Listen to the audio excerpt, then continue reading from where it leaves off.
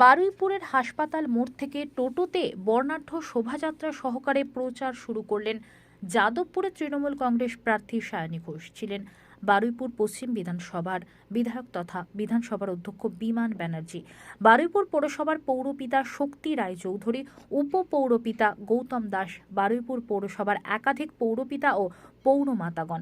প্রচারে বিজেপি ও এসআইএফকে তীব্র আক্রমণ করেন তিনি। বলেন, বিজেপির অন্তর্দ্বন্দ্ব প্রকাশ্যে আসছে, যাদবপুরের মতো একটা গুরুত্বপূর্ণ সিটে নির্দলের হয়ে দাঁড়াচ্ছেন তাদের লোক।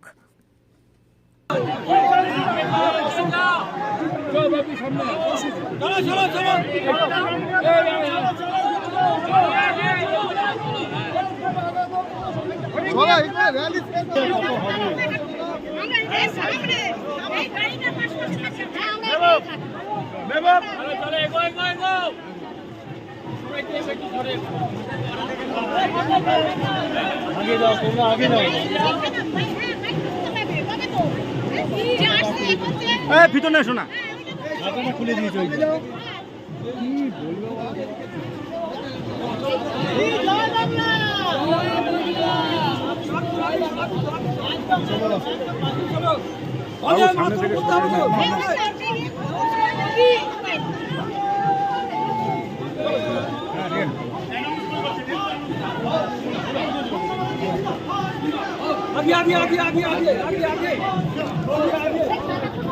একই ছবি 3-4 জন নেওয়ার কোনো দরকার আছে?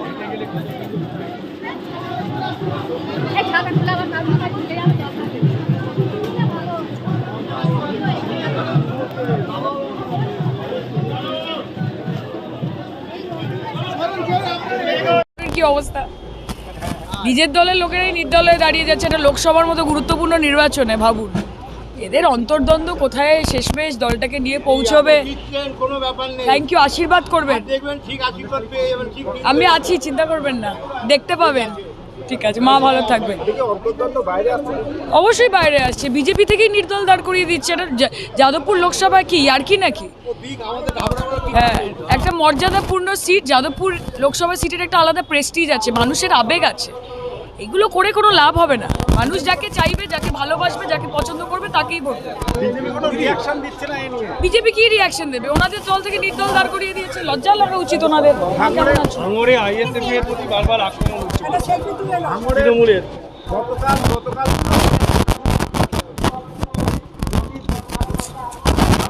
অভিযোগ হচ্ছে তৃণমূলের বিরুদ্ধে যে আইএসএফ এর প্রতি বারবার আক্রমণ। কে করছে? আইএসএফ কে আক্রমণ করছে? আমাদের অত খেয়ে দেয়ে কাজ নেই, ওনাদেরকে আক্রমণ করে তো ফুটেজ দিতে যাবো কেন? আক্রমণ, থ্যাংক ইউ। নিজেরাই নিজেদেরকে আক্রমণ করছে।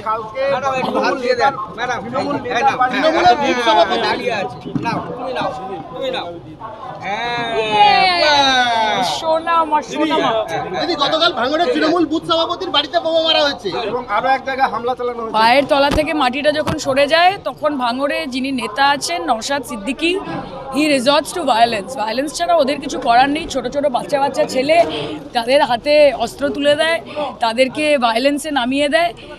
এগুলো খুব বেশি যাবে না। নিজেই আত্মসমর্পণ করলো থানায়, কি বলবেন? বলুন, বাংলার মানুষ বলবে, 1 তারিখে বলবে আর তারপর 4 তারিখে বলবে।